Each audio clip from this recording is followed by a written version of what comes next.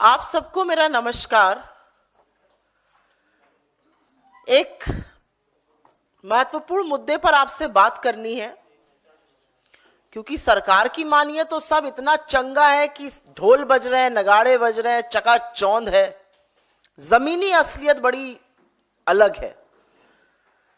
थोड़ा सा देश के हालात समझ लेते हैं, पिछले 2 महीने के हालात। आगरा के एक तरुण थे, उनकी नौकरी चली गई, घर चलाने के लिए कुछ छोटा मोटा काम किया, कर्जा लिया, आर्थिक तंगी इस कदर बढ़ गई कि फंदे से लटकती हुई उनकी लाश मिली और पास ही बेटे और मां की भी लाश पड़ी थी। जौनपुर के 42 वर्ष के रमेश बिंद थे, मजदूरी करते थे, काम नहीं मिल रहा था, उधार लेके खर्च चला रहे थे। वो शिकंजा कसता गया, आर्थिक तंगी बढ़ गई, कर्ज बढ़ता गया, उस बोझ के तले दब गए और अंततः गतवा फांसी के फंदे से झूल गए। पिछले हफ्ते ब्रजेश पाल ने एक नोट लिखा और अपनी सारी डिग्रियां जला दी और कहा इन डिग्रियों का मतलब ही क्या है जब इनसे नौकरी नहीं मिलनी है, तंग आ चुका हूं। और उसके बाद उन्होंने खुदकुशी कर ली। इस देश में 7,000 से ज्यादा लोगों ने आर्थिक तंगी के चलते 2022 में आत्महत्या की है। आज की तारीख में हर घंटे 2 किसान जान देने को मजबूर हैं। 40 नौजवान हताश होकर, निराश होकर अपनी जान ले रहे हैं रोज।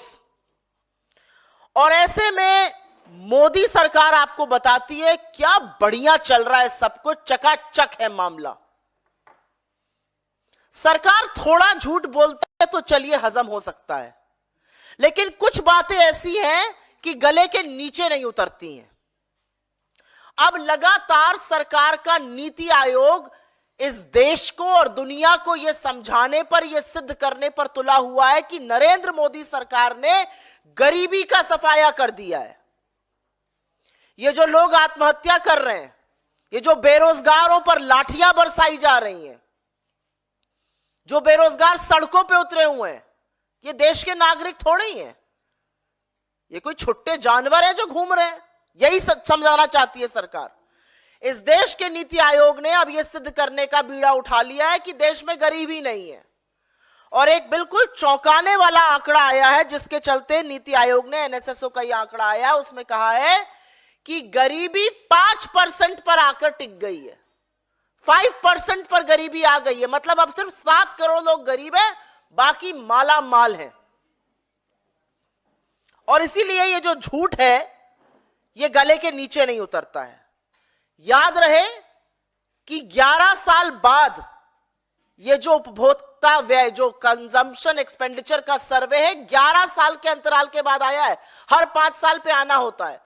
2017-18 का सर्वे सरकार ने कहा था क्वालिटी नहीं ठीक है, इसलिए विड्रॉ कर लिया गया था। असलियत यह थी कि नोटबंदी और एक फ्लॉड जीएसटी के चलते, गब्बर सिंह टैक्स के चलते वो 40 साल के सबसे निचले स्तर पर पहुंच गया था। तो वो दिखाने की हिम्मत नहीं थी सरकार की, इसलिए दिखाया नहीं गया था। अब चुनावी दौर है, चुनाव से प्रेरित सर्वे खूब दिखाई जाएंगे। उनमें से एक दिखाया गया है, ताल ठोक कर बोला जा रहा है 5% ही अब गरीब इस देश में रह गए हैं।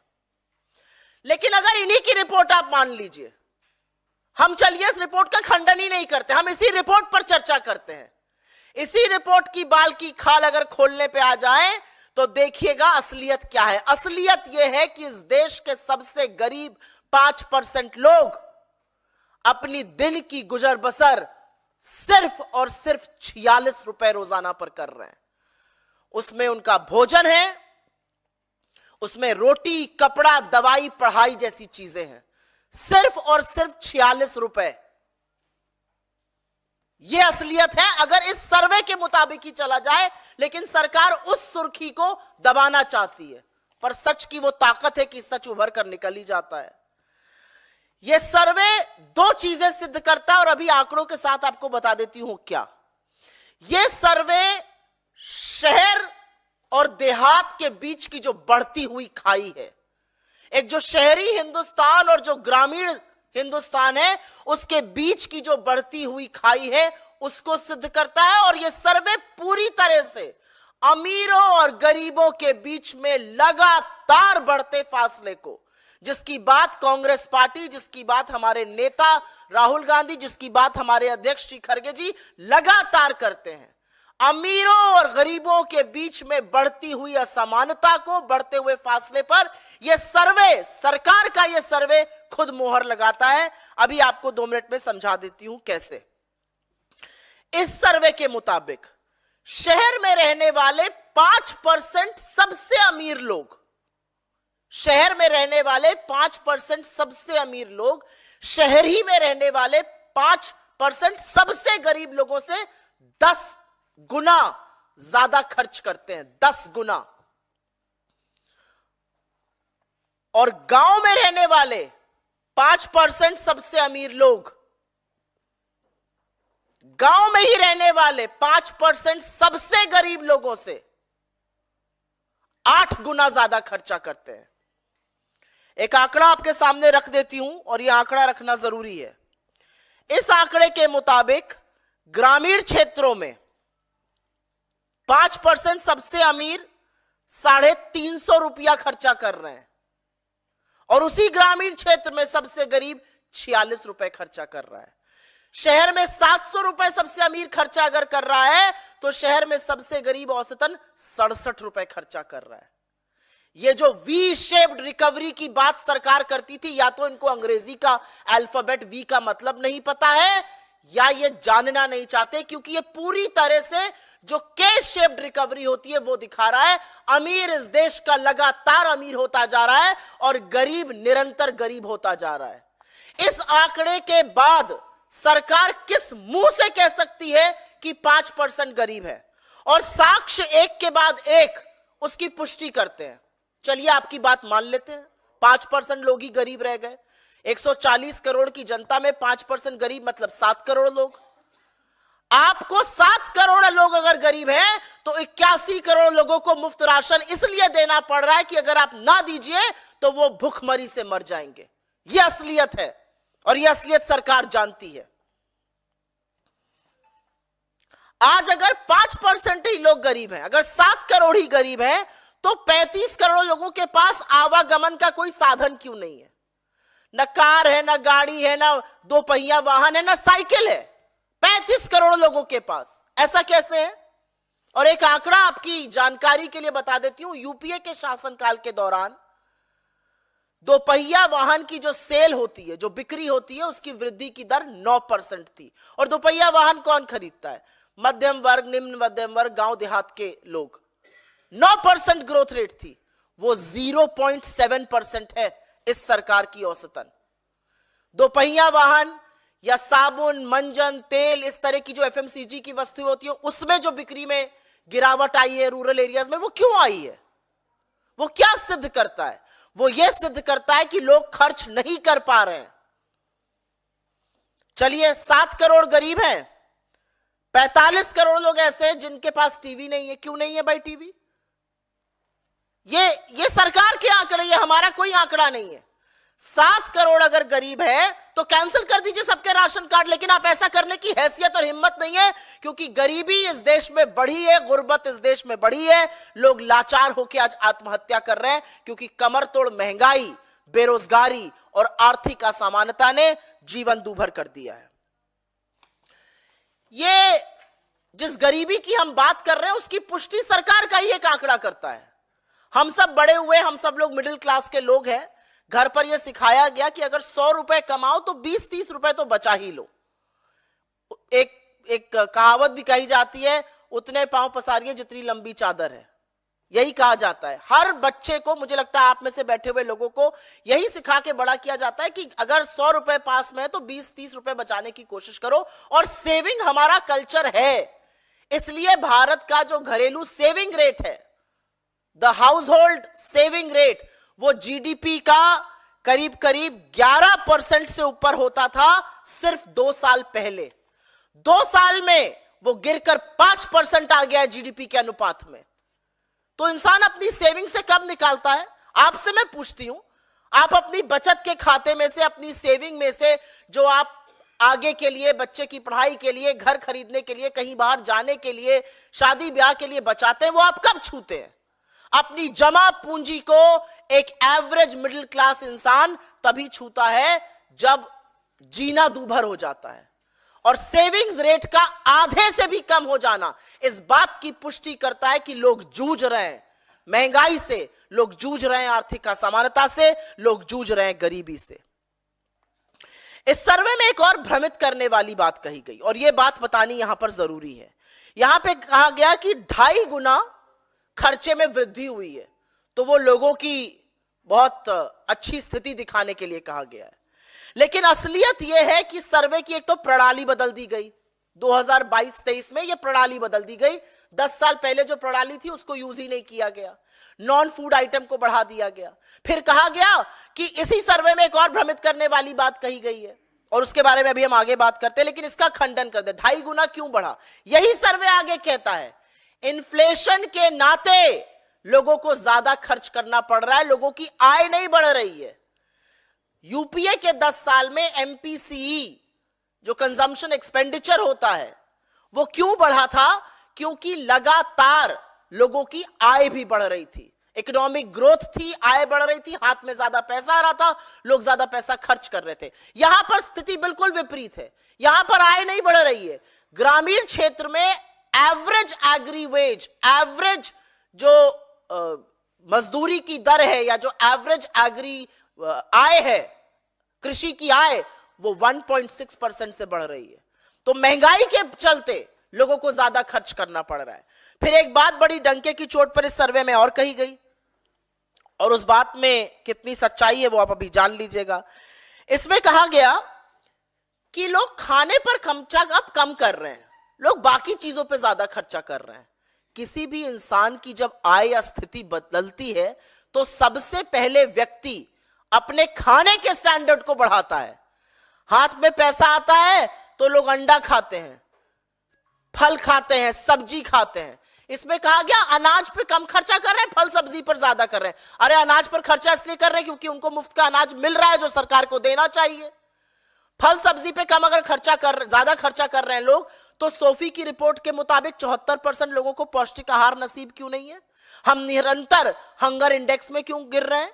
हमारे 7.7%, करीब करीब 8% बच्चे कुपोषण का शिकार क्यों है? मतलब सरकार अपने ही आंकड़ों के ध्वस्त मलबे पर खड़ी है। एनएसएसओ द्वारा और भी भ्रामक चीजें उजागर की गई हैं, लेकिन एक बात सच है कि अब चुनाव समीप आ गया है, और चुनाव के समीप आने पर इस तरह के सर्वे आएंगे। लेकिन इस सर्वे की सच्चाई, और चीख चीख कर जो सच्चाई है, वो ये बोल रही है कि 46 रुपए में 5% इस देश की आबादी गांवों में अपनी गुजर बसर करने को मजबूर है, और शहरों में 67 रुपए में। तो जब रामेश्वर जी भरी आंखों से कहते हैं हमारी गुजर नहीं हो रही, तो वो इस सर्वे की बखिया उधेड़ते हैं, सर्वे की असलियत खोल देते हैं। हमारे सरकार से कुछ सवाल है, और वो सवाल जरूरी है। इस तरह के भ्रामक सर्वे लाकर आप इस देश की क्रेडिबिलिटी पर, डेटा की साख पर देश की आर्थिक क्रेडिबिलिटी को ध्वस्त क्यों कर रहे हैं? और जब भी कोई सरकार आंकड़ों के साथ खिलवाड़ करती है, आंकड़ों की हेराफेरी, आंकड़ों की जालसाजी करती है, उसका पूरा पूरा प्रमाण आपको निवेश जो गिर जाता है उसमें दिखता है। आज प्राइवेट सेक्टर भी इन्वेस्ट नहीं कर रहा है, और एफडीआई भी लगातार निरंतर 3 साल से गिर रही है। 16 साल के सबसे निचले स्तर पर आकर एफडीआई खड़ी है, क्योंकि लोगों को अब आपके आंकड़ों पर यकीन नहीं है। हिंदुस्तान की एक क्रेडिबिलिटी थी, एक साख थी कि हम कुछ भी करते हैं, हम अपने आंकड़ों से खिलवाड़ नहीं करते हैं। आप क्यों लगातार इस देश की अर्थव्यवस्था, इस देश के आर्थिक आंकड़ों के साथ जालसाजी कर कर इस देश के आंकड़ों की प्रणाली के साथ खिलवाड़ कर रहे हैं, उनके साथ गलत कर रहे हैं? हमारा एक सवाल और है, सरकार अगर 5% गरीबी की बात करती है, तो सरकार 46 रुपए प्रति रोज के लोगों के लिए क्या कर रही है? 67 रुपए प्रति रोज जो शहर में लोग हैं उनके लिए क्या कर रही है सरकार? ये जो आर्थिक असमानता लगातार बढ़ रही है शहर और गांव के बीच में और अमीर और गरीब के बीच में, उस खाई को पाटने के लिए क्या कर रही है? ये सब बड़े वाजिब सवाल हैं और इस सवाल से पूछे जाने चाहिए। सरकार कहती है बहुत बढ़िया चकाचक मामला है, तो आय क्यों नहीं बढ़ रही है? क्या सरकार की कोई एजेंसी ये देखेगी कि अगर आय नहीं बढ़ रही है और खर्च ज्यादा हो रहा है उसका असर क्या हो रहा है? क्या सरकार की कोई एजेंसी ये देखना चाहती है कि सेविंग रेट क्यों गिर रहा है, लोग अपनी भविष्य की जमा पूंजी से क्यों पैसा निकालने को मजबूर है? सरकार उज्ज्वला का ढिंडोरा पीटती है और असलियत यह है कि ईंधन पर सिर्फ मात्र 1.5% लोग खर्चा कर रहे हैं। और सरकार की नीति आयोग से एक डायरेक्ट सवाल है। आप ही की मल्टी डायमेंशनल पॉवर्टी रिपोर्ट ने कहा था अभी कुछ ही हफ्तों पहले 11% मल्टी डायमेंशनल लोग गरीब हैं। अब आप कह रहे हैं 5% गरीब हैं। जुलाई 2023 में आपने कहा था कि गांव में 20% के लोग गरीब हैं। तो 20% लोग गरीब हैं, 11% लोग गरीब हैं या 5% लोग गरीब हैं? क्योंकि यह रिपोर्ट नीति आयोग की 3 रिपोर्टों पर यह आंकड़े आधारित है। तो नीति आयोग में कौन सी रिपोर्ट सच्ची है, इस बात की पुष्टि नीति आयोग सरकार की जरूर करे। और असलियत यह है, अगर विश्लेषकों की माने तो यह सब इसलिए किया जा रहा है क्योंकि जो महंगाई की लगातार बढ़ती हुई दर है, सीपीआई जो कंज्यूमर प्राइस इंडेक्स है, जो रिटेल इन्फ्लेशन जिसको कहते हैं, जो लगातार 6% से या तो बाहर है या 6% के करीब है, जो 4% होना चाहिए था उसकी सीमा रेखा से लगातार बाहर है, उसमें फेरबदल करने की कोशिशें की जा रही हैं कि किसी तरह से उसको भी जालसाजी करके नीचे लाया जा सके और फिर टीवी पर बददिमाग प्रवक्ता और मुंह बोले मंत्री पीठ ठोक ठोक कर कहें हम तो महंगाई की दर को नीचे ले आए। और अंत में मैं सिर्फ इतना कहूंगी कि सरकार ने और पीआईबी की प्रेस विज्ञप्ति यह मानती है कि advisory committee national account statistics ने उनके जीडीपी के बेस ईयर को 2017-18 में बदलने का सुझाव क्यों ठुकराया, क्यों वो आंकड़ा छिपाया गया, क्यों वो आंकड़ा नहीं आया, ये बात सरकार बताए। हमारे हिसाब से इस मंच से हमारी एक ही मांग है कि आंकड़ों के साथ जालसाजी और खिलवाड़ बंद कर दीजिए। अपने नैरेटिव के लिए इस देश की आंकड़ों की साख पर प्रहार मत कीजिए। आप ही का आंकड़ा अगर मान ले तो 46 रुपए प्रतिदिन पर 5% इस देश की आबादी गुजर बसर करने को मजबूर है। उसी में खाना, उसी में पढ़ाई, उसी में दवाई, उसी में कपड़ा, उसी में रोटी करने को मजबूर है। उनके बारे में यह सरकार क्या कर रही है? और मैंने कुछ लोगों का नाम लेके यहां पर साक्ष्य दिए थे। अगर सब ठीक है तो ये जो सड़कों पर बेरोजगार घूम रहे हैं इनकी स्थिति क्यों नहीं सुधर रही है? अगर सब ठीक है तो 2 किसान हर घंटे आत्महत्या क्यों कर रहे हैं? अगर सब ठीक है तो 2022 में 7,000 से ज्यादा लोगों ने अपनी जान क्यों ली आर्थिक तंगी के चलते? आपके सवालों का स्वागत है। In the mean time I will very briefly make a statement in English on this. The NITI Aayog has come out with yet another narrative setting report, and they now claim that India's poverty has been reduced to 5%, which essentially means that only 7 crore Indians are poor now. Everybody else is middle class or rich. But the devil lies in the detail. Even if we were to listen to this report, which has come after a gap of 11 years, remember in 2017-18, this report on consumption expenditure was concealed by the government primarily because consumption had dipped to a 4-decade low. Because of demonetization, because of a flawed GST. And which is why even if we were to go with this report actually tells you a very, very unsettling truth. And that truth is that the divide between the rich and the poor, between urban and rural India is widening with every single passage of a minute. And it's widening and the government is doing nothing. The biggest headline out of this report is that the poorest 5% Indians are forced to live with 46 rupees a day. And that they have to spend on food, on clothing, on transport, on medicine, and on education of their children. It tells you a very unsettling picture between the difference of the poorest 5% and the richest 5%. The poorest 5% and the richest 5% is a gaping hole. The richest 5% in rural areas are spending 8 times more than what the poorest 5% are spending. And in urban areas, the richest 5% are spending 10 times more than what the poorest 5% are spending. How do you explain this? And how do you explain this income inequality against which the Congress party has consistently raised its voice? It's a ticking time bomb. We've been saying this consistently. And data proves your claims bogus. If 7 crore Indians are poor, why are you forced to give free ration to 81 crore Indians? Because if you don't do that, then these people will be pushed to the verge of extreme poverty and extreme malnutrition. If your data is right, why is the savings rate in India falling? From over 11% in 2 years to the GDP to 5% right now. Who draws from their savings? People who cannot afford to live in their present incomes. This data has multiple other wrong claims. It has multiple other wrong assertions. But if there are only 7 crore Indians who are poor, why is it that 35 crore Indians cannot afford a two-wheeler or a car or any mode of transport?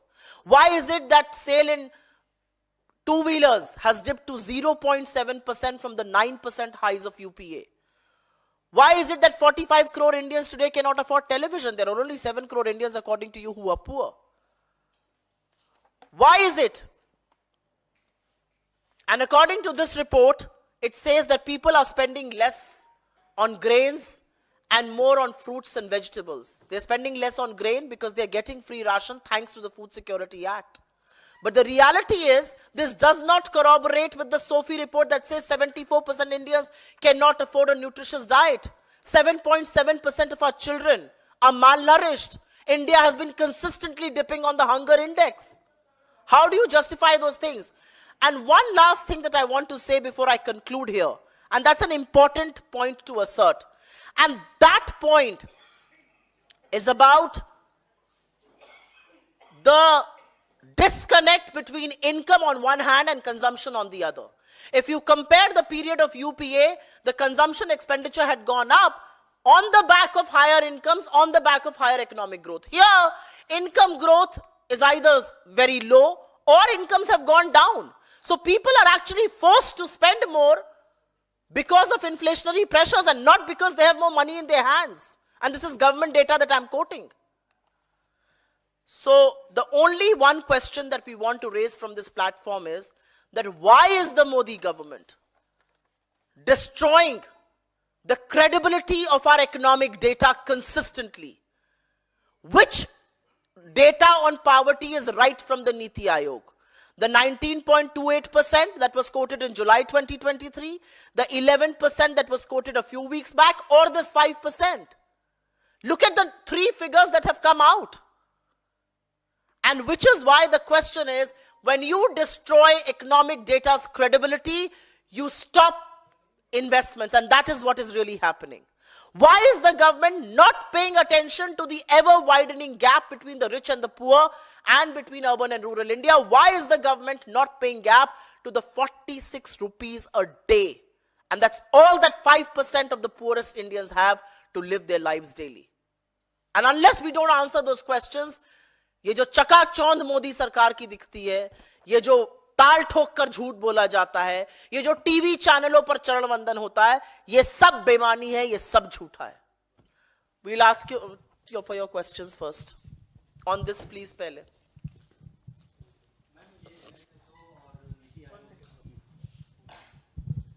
NSSO और नीति आयोग की report में बताया जा रहा है कि गरीबी कम हुई है, और दूसरी तरफ केंद्र सरकार ने अगले 5 साल तक 80 करोड़ लोगों को मुफ्त अनाज देने का जो था उसको और एक्सटेंड किया है. तो आपको इसमें कोई कंट्राडिक्शन नजर नहीं आता है? मैंने पहले ही बोला, हम सबसे पहले सर्वप्रथम एक बात मैं यहां से डंके की चोट पर बोलना चाहती हूं. मैं स्वागत करती हूं लोगों को फ्री राशन देने का, और ये यूपीए की देन है. खाद्य सुरक्षा का जो कानून बना वो यूपीए की डॉक्टर मनमोहन सिंह की सरकार ने सोनिया गांधी जी की प्रेरणा से वो बनाया। ये यूपीए की देन है। हम स्वागत करते हैं कि देश के किसान जो कलेजा धरती का फाड़ कर फसल उगाते हैं वो देश के लोगों तक, गरीब लोगों तक जरूर पहुंचनी चाहिए। लेकिन आपकी बात में दम है और यही बात मैंने इस मंच से कही है। आप कह रहे हैं 5% लोग गरीब हैं, 7 करोड़ गरीब हैं, तो फिर क्यों देना पड़ रहा है आपको फ्री का राशन? आप कह रहे हैं 7 करोड़ गरीब हैं, क्यों नहीं उपभोग बढ़ रहा है? आप कह रहे हैं 7 करोड़ गरीब हैं, तो क्यों नहीं लोग कुछ दुपहिया वाहन कुछ खरीद पा रहे हैं? साबुन तेल मंजन खरीदने को लाले पड़ गए। तो मेरा अपना मानना है कि सरकार जब आंकड़ों की हेराफेरी करती है तो कहीं यह भूल जाती है कि आंकड़ों का ही एक सच होता है, और वो सच इतना भयावह, इतना भयानक है कि वो कहता है कि सबसे अमीर लोग शहर में 10 गुना सबसे गरीब लोग से खर्चा करते हैं और गांवों में 8 गुना खर्चा करते हैं। 46 रुपए रोज पर, जिसमें रोटी, जिसमें कपड़ा, जिसमें पढ़ाई, जिसमें दवाई, जिसमें आवागमन सब है। 46 रुपए मात्र रोज पर 5% इस देश की आबादी गुजर करने को मजबूर है। तो ये आंकड़े तो आप ही के हैं। किस बात का डंका पीट रहे हैं आप अगर 46 रुपए पर लोगों को अपना जीवन गुजर बसर करना पड़ रहा है रोजाना?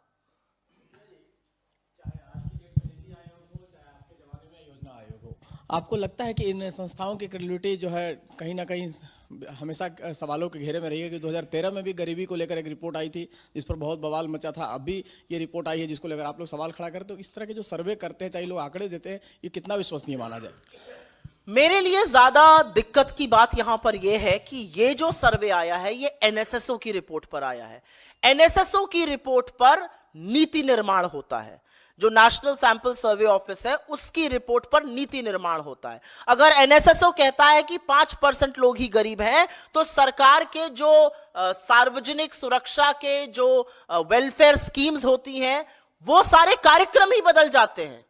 तो मेरे लिए ज्यादा दिक्कत की बात है कि एनएसएसओ के सर्वे का गलत इस्तेमाल करके गलत तरीके से उसको प्रस्तुत किया जा रहा है। और जहां तक क्रेडिबिलिटी की बात है, हमारी सरकार में एक भी आर्थिक आंकड़ा ऐसा नहीं था जिसकी पुष्टि थर्ड पार्टी ने नहीं करी थी। जब हमने कहा कि हमने 27 करोड़ लोगों को गरीबी की सीमा रेखा से निकाला यूपीए के शासनकाल के दौरान, तो इसकी पुष्टि थर्ड पार्टी ने, वर्ल्ड बैंक और आईएमएफ ने की। इनके इन खर्रों की पुष्टि कौन कर रहा है? खुद अपने मुंह मियां मिट्ठू बनकर आपस में मंत्री और नीति आयोग के सीईओ।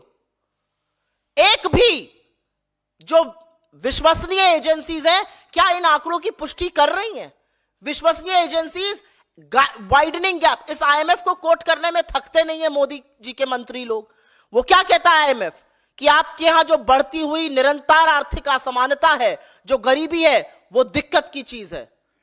तो मेरा अपना मानना है कि आर्थिक आंकड़ों के साथ खिलवाड़ करके, जालसाजी करके, उसके साथ करतब करके आपको हासिल कुछ नहीं होगा।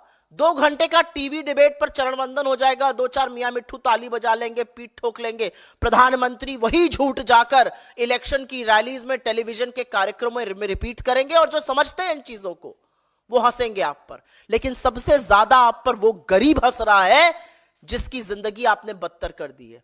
मैंने 3 लोगों की यहां पर बात करी, चाहे वो रमेश बिंद हो, चाहे वो ब्रजेश पाल हो, चाहे वो आगरा का तरुण हो, जिन्होंने आर्थिक तंगी के कारण पिछले 1-1.5 महीने में अपनी जान दे दी। आपके ऊपर हंस नहीं रहे वो लोग जो कि अपनी आत्महत्या कर रहे हैं। आज 1 घंटे में 2 किसान आत्महत्या करता है, रोजाना 40 नौजवान आत्महत्या कर रहे हैं बेरोजगारी के चलते। 2022 में यह सरकार का आंकड़ा है, 7,000 लोगों ने खुदकुशी कर ली। ये लोग आपके ऊपर हंस नहीं रहे। विडंबना है कि ये लोग मजबूर हैं आत्महत्या करने को, और आप चकाचौंध को दिखाने में अपनी पीठ ठोकने से बाज नहीं आ रहे हैं। अगर इस पर कोई और सवाल हो पहले तो वो ले लेंगे, उसके बाद आपके बाकी सवाल। जी, हेलो, कैम्ब्रिज से दो इम्पोर्टेंट लेक्चर उन्हें वहाँ देने हैं। जनरल इलेक्शन से पहले क्या विषय वस्तु होगा जिस पर राहुल जी वहाँ व्याख्यान देंगे? दूसरा सवाल यह है कि सीपीआईएम के विनय विश्वान ने सवाल उठाया है कि राहुल जी को हिंदी हार्टलैंड से चुनाव लड़ना चाहिए, केरला के वायनाड से नहीं, जहाँ के 20 सीटों में से एक भी भाजपा जीत नहीं सकती है, वहाँ राहुल गांधी क्यों चुनाव लड़ने आ रहे हैं? सबसे पहले मैं आपने कैम्ब्रिज पर सवाल पूछा, उसका जरूर जवाब दूंगी। कैम्ब्रिज यूनिवर्सिटी विश्व के सबसे ख्याति प्राप्त संस्थानों में से एक है। It is one of the oldest educational and one of the most prestigious educational institution in the world. वहां से आइंस्टाइन या नेहरू नहीं, खुद राहुल गांधी जी भी पढ़े हैं। हमारे लिए बड़े फक्र की बात है कि हमारे नेता को वहां पर लेक्चर देने के लिए कैम्ब्रिज यूनिवर्सिटी आमंत्रित करती है। उनके साथ उनका सालाना अनुबंध है और वो हर साल जाकर वहां पर लेक्चर देते हैं। हमारे लिए बहुत गर्व की बात है कि हमारे नेता ऐसे प्रेस्टिजियस यूनिवर्सिटी पर जाकर छात्रों से listening in the 21st century, जैसे उन्होंने पिछली बात करी थी, देश और दुनिया की परिस्थिति पर चर्चा करने की कुवत रखते हैं और ऐसी प्रेस्टिजियस यूनिवर्सिटी उनको बुलाती है। 8 महीने पहले ही यह तय हो गया था कि उनको इन 2 दिनों वहां रहना होगा। अब बात आई आपके सवाल की वायनाड पर। राहुल गांधी जी एक ऐसे शख्स हैं जो विंध्याचल की पर्वतों के दक्षिण और उत्तर कहीं भी चुनाव लड़कर जीत सकते हैं। ऐसी हिम्मत एक बार इस देश का प्रधानमंत्री भी करके दिखाया। जी सुप्रिया जी, अभी जो आप जो प्रेस कॉन्फ्रेंस कर रहे हैं, एक राज्यसभा चुनावों के लिए वोटिंग चल रही है, इंडिया गठबंधन जिसके लिए लगातार ये कहा जा रहा था बहुत मजबूत है, लेकिन अभी जब उत्तर प्रदेश की अभी तस्वीर साफ हो रही है तो वहां पर समाजवादी पार्टी के कई विधायकों ने ही बीजेपी के उम्मीदवार के पक्ष में वोट दिया है। तो इसको कैसे देखते हैं कि जहां पर जो है जो लगातार इंडिया गठबंधन के दल हैं उनमें ही टूट देखने को मिल रही है और वो बीजेपी की तरफ जाते जा रहे हैं और उसमें से 2 विधायक तो अमेठी सीट से आते हैं। दुखद है, और दुखद इसलिए है क्योंकि पैसे का क्या प्रलोभन है मुझे नहीं पता, एजेंसीज का क्या दबाव है, किस तरह का प्रेशर इन लोगों पर बन रहा है मुझे नहीं पता। मुझे लगता है इसकी समीक्षा हमारा घटक दल खुद करेगा तो अच्छा रहेगा, मैं उन पर टिप्पणी नहीं करना चाहती हूं। लेकिन दुखद है ये स्थिति। अगर आप इस सरकार के खिलाफ लड़ेंगे तो आप पर हर तरह का दबाव बनाया जाएगा, और वो सार्वजनिक रूप से दबाव आप लोगों को मुझसे ज्यादा पता है, उसका मैं उल्लेख बार बार नहीं करूंगी। लेकिन मेरा अपना मानना है कि जो इस सरकार से लड़ेगा उस पर हर तरह का दबाव बनेगा, और ये जीत के लिए कुछ भी करने को तैयार है। इतना डंका लोकतंत्र का मोदी जी ने दुनिया में पिटवा दिया कि अनिल मसीह का मसीहा बन के खड़े थे। 36 वोटों में धांधली कैमरे पर पकड़ी गई, सुप्रीम कोर्ट को बोलना पड़ा। मुंह पर कालिक पुती है इस देश के लोकतंत्र की, जो बीजेपी ने करके दिखाया है चंडीगढ़ पर। मुंह पर कालिक पुती है इस देश के लोकतंत्र और इस देश की चुनी हुई सरकार पर, जब इलेक्टोरल बॉन्ड को बंद किया सुप्रीम कोर्ट ने। यह असलियत है।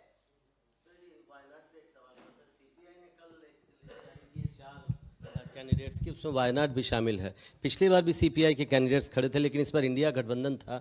तो क्या आप लोगों के बीच ये सहमति होकर ये सीपीआई ने जारी की है कि आपसे कंसल्ट किया गया? मुझे इस बारे में जानकारी नहीं है, लेकिन मेरा अपना मानना है कि चुनाव लड़ना एक स्वाभाविक प्रक्रिया है। जितना मूल अधिकार चुनाव में वोट देना है उतना मूल अधिकार चुनाव लड़ना है। कोई लड़ना चाहे लड़े, लेकिन राहुल जी की जो लोकप्रियता है उसके चलते कोई वहां से क्यों लड़ना चाहेगा, ये अपने आप में एक सवाल है।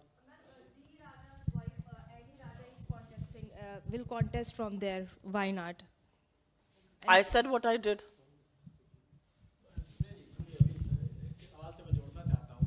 कि जिस तरह से 3 विधायक आपके अमेठी और रायबरेली के सपा के चले गए हैं, बीजेपी को वोट दे रहे हैं, क्रॉस वोटिंग कर रहे हैं, तो ऐसे में आपको लगता है कि कांग्रेस के लिए चुनौती है रायबरेली और अमेठी सीट पे इस बार चुनाव लड़ना? क्योंकि 3 पहले सपा का समर्थन आपको मिलता रहा है अक्सर, इसलिए कह रहा हूँ। बिल्कुल भी चुनौती नहीं है। अभी मैं 8 दिन के बाद भारत जोड़ो न्याय यात्रा से लौटी हूं, जो उत्तर प्रदेश में चंदौली से शुरू हुई, वाराणसी प्रयागराज होते हुए जब हम प्रतापगढ़, रायबरेली और अमेठी, लखनऊ, कानपुर और उसके बाद पश्चिम में मुरादाबाद, संबल, बाकी जगह होते हुए अलीगढ़, आगरा, बुलंदशहर गए, तो वहां पर जो हमने जमीनी हकीकत देखी, जो लोगों के मताधिकार के चुने हुए लोग अगर अपने वोटर के मताधिकार के साथ खिलवाड़ करेंगे तो वोटर उनको जरूर सबक सिखाएगा। वोटर ने मन बना लिया है। जो असीम जन समूह वहां पर उमड़ा, जिस तरह का प्यार और जिस तरह का समर्थन राहुल जी को मिला, जब सपा के राष्ट्रीय अध्यक्ष हमारे साथ आगरा में शामिल हुए, तो जिस तरह का अपार जन सैलाब था, वो खुद दिखाता है कि कितना लोकप्रिय हमारा गठबंधन है और किस तरह से बीजेपी थर्राई हुई है। चुने हुए प्रतिनिधि अंततोगत्वा अपने वोटर के पास ही जाएंगे और ये वोटर उनको सबक सिखाएगा। कोई और सवाल? बहुत धन्यवाद आपका, लेकिन इस बात को जरूर उजागर करिए। सोच लीजिए वो 46 रुपए जो शायद आप टिप में भी देखते हुए आपको झिझक लगती है, आज की तारीख में अगर कहीं खाना खाने जाओ और टिप में 200-250 रुपए से कम दो तो झिझक होती है। 46 रुपए में एक व्यक्ति रोटी, कपड़ा, पढ़ाई और दवाई सब कुछ पर गुजर बसर करने को मजबूर है। तो जो इंडिया शाइनिंग था वो इंडिया शाइनिंग फिर हो रहा है और इसका वही हाल होगा जो 2004 में हुआ था। बहुत धन्यवाद आपका।